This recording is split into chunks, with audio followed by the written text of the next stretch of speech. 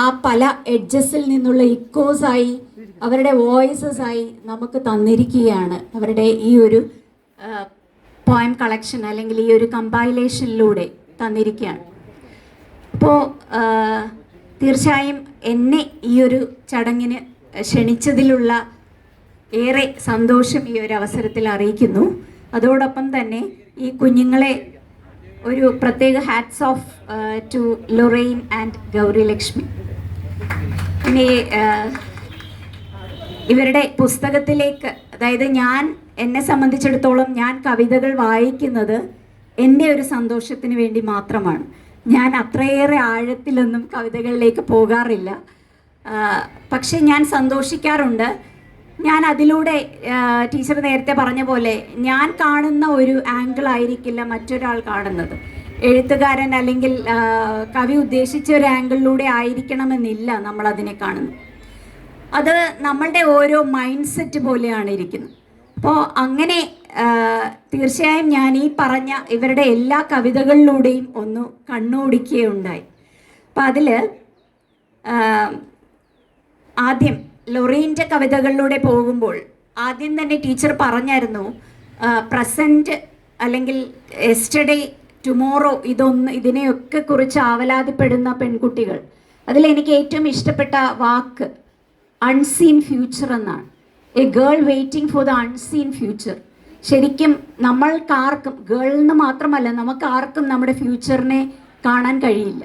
അപ്പോൾ അത്രത്തോളം ആ വ്യാപ്തിയോടെ അവർക്ക് അതിനെ കാണാൻ സാധിച്ചു. ലൊറൈന് കാണാൻ സാധിച്ചതിലുള്ള ഒരു സന്തോഷം, അതിലൂടെ തന്നെ ആ ഒറ്റൊരു വാക്കിലൂടെ തന്നെ ഒരുപാട് കാര്യങ്ങൾ എൻ്റെ മനസ്സിലേക്ക് ഓടി വന്നതാണ്. അതുപോലെ ലൊറൈൻ്റെ മറ്റ് കവിതകളിൽ ഞാൻ കണ്ടത് വേദനയിൽ നിന്ന് പുറത്തിറങ്ങാൻ കഷ്ടപ്പെടുന്ന വ്യക്തികളെ കണ്ടു. പിന്നെ ഡിപ്രഷനിലേക്ക് പോയ അനേകരെ കണ്ടു. പിന്നെ അതായത് ഇപ്പം നമുക്ക് ഏറ്റവും കൂടുതൽ ഇവരെ പോലെയുള്ള കുഞ്ഞുങ്ങളിൽ ഏറ്റവും കൂടുതൽ അവരുടെ കവിതകളും മറ്റും ആദ്യം പോസ്റ്റ് ചെയ്യുന്ന സോഷ്യൽ മീഡിയയിലായിരിക്കും അല്ലേ. അപ്പോൾ ഒട്ടനേകം വ്യൂവേഴ്സ് ഉണ്ടാകും, റീഡേഴ്സ് ഉണ്ടാകും, ഒക്കെ ഉണ്ടാകും. അപ്പോൾ അതിനെ ബേസ് ചെയ്ത് തന്നെ അവരൊരു ഗ്രൂപ്പ് ചാറ്റിൻ്റെ ഒരു കാര്യവും ലൊറൈൻ അതിനകത്ത് സൂചിപ്പിക്കുന്നുണ്ട്. മന്ദീഭവിച്ച ഗ്രൂപ്പ് ചാറ്റുകളെ കുറിച്ചാണ് പറയുന്നത്.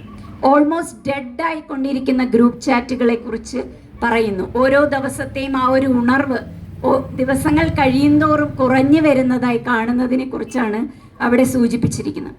മൊത്തത്തിൽ ഒരു എംപ്റ്റിനെസ് ഫീലിംഗ് ഉള്ള കവിതകളും ഞാൻ വായിച്ചു. അതുപോലെ ഒരു ഗിൽറ്റി ഫീലിംഗ്. പിന്നെ അഭിനയിച്ച് മടുത്തു എന്ന് ഒരു കവിതയിൽ ലൊറൈൻ സൂചിപ്പിക്കുന്നുണ്ട്. അപ്പോൾ ഇതൊക്കെ ശരിക്കും നമ്മളെല്ലാവരും അനുഭവിക്കുന്ന പല പല തലങ്ങളാണ്. അപ്പോൾ ഇങ്ങനെയുള്ള തലങ്ങൾ ഇത്രയും ഒരു ചെറുപ്രായത്തിൽ തന്നെ അവരെത്രമാത്രം ഒബ്സർവേഷനിലൂടെ ആയിരിക്കും നമുക്ക് ഇത്രയും നല്ല ഒരു വായന അനുഭവം കൊണ്ടുതരാൻ ലൊറൈന് സാധിച്ചത് എന്നുള്ളതിൽ വളരെയേറെ അഭിമാനം തോന്നി. അതുപോലെ ലൊറൈൻ്റെ അവസാനത്തെ, അതായത് ഈ കമ്പൈലേഷനിലെ അവസാനത്തെ കവിത ടീച്ചർ സൂചിപ്പിച്ചതാണ്, നമ്മളെല്ലാം പാതി പറഞ്ഞു നിർത്തിയ കഥകളാണ്. ശരിയാ, ഇനി മുന്നോട്ട് എന്താണ് പറയാൻ പോകുന്നത്, നമ്മുടെ കഥയുടെ അന്ത്യം എന്തായിരിക്കും, ഇവിടെ വരെ നമുക്കറിയാം, ഇനി അങ്ങോട്ട് എന്ത് എന്നുള്ള ഒരു ചോദ്യചിഹ്നമായിട്ടാണ് ലൊറൈൻ നിർത്തുന്നത്. പിന്നെ ഗൗരി ലക്ഷ്മിയുടെ കവിതകളിലേക്ക് അവിടെ നമ്മളെ ഒരു ഏലിയനേഷനിലേക്കും അതുപോലെ തന്നെ ഒരു ഇഗ്നറൻസിലേക്കും ഇമ്മൊബിലിറ്റിയിലേക്കും അല്ലെ ലാൻഡ്സ്കേപ്സിലേക്ക് കൊണ്ടുപോവുകയാണ് ഗൗരി ലക്ഷ്മി ചെയ്തിരിക്കുന്നത്. അവിടെ ഏറ്റവും കൂടുതൽ എന്നെ സ്ട്രൈക്ക് ചെയ്തത് ആൾക്കൂട്ടത്തിൽ തനിച്ചായ ഒരു പെൺകുട്ടി അല്ലേ, അങ്ങനെ A girl lost in the crowd.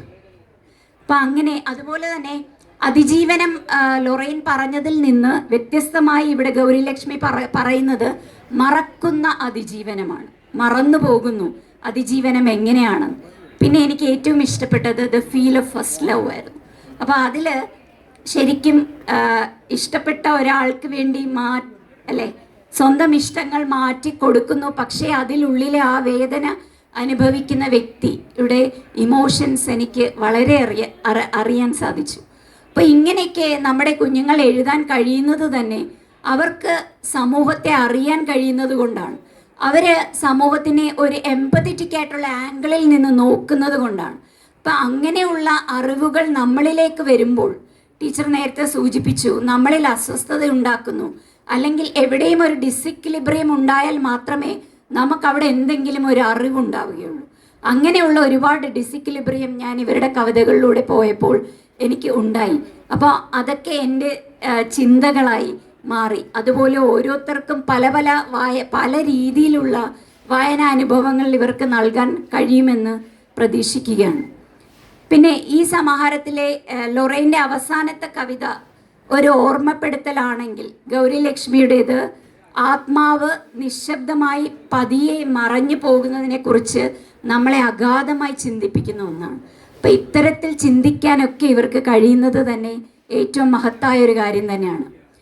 English സാഹിത്യ വിദ്യാർത്ഥികളായ ഇവരുടെ ശബ്ദത്തിലൂടെ പ്രതീക്ഷ നൽകുന്ന മനുഷ്യ ജീവിതങ്ങളുടെ പ്രതിധ്വനികളും അതോടൊപ്പം നമ്മൾക്ക് നൽകുന്ന സന്ദേശവും ധാർമ്മികതയും ഉള്ള കവിതകളായി മാറിയതിൽ ഒട്ടേറെ സന്തോഷമുണ്ട്. അതിൽ എന്നെ വളരെയേറെ ആകർഷിച്ച മറ്റൊരു പേജ് ഡോക്ടർ ബാബുവിൻ്റെ എഡിറ്റോറിയൽ നോട്ടാണ്. വളരെ ഭംഗിയായി അതിലെ ഓരോ കവിതകളുടെയും എസൻസ് സാറ് അതിനെക്കുറിച്ച് എല്ലാം സൂചിപ്പിച്ച് ക്രിസ്പായിട്ട് ഈ ആർക്കും മനസ്സിലാകുന്ന ഭാഷയിൽ അത് എഴുതിയിട്ടുണ്ട്. അത് ഈ ഒരു കമ്പൈലേഷനുള്ള സൗന്ദര്യവും മാധുര്യവും കൂടുതൽ ഉണ്ടാക്കിയിട്ടുണ്ട് എന്നാണ് എനിക്ക് തോന്നുന്നത്. ഇനിയും നിങ്ങളുടെ എഴുത്തുപുര കൂടുതൽ സജീവമാകട്ടെ. അതുപോലെ തന്നെ ഇങ്ങനെയുള്ള എഴുത്തിടങ്ങൾ നിങ്ങളെ അറിയിക്കാൻ ഉദ്ഘോഷിക്കുന്ന സെഞ്ച്വറി ലൈബ്രറി പോലുള്ള ഇടങ്ങളും കൂടുതൽ ഊർജ്ജസ്വലമായി പ്രവർത്തിക്കട്ടെ എന്ന് മാത്രം ആശംസിക്കുന്നു.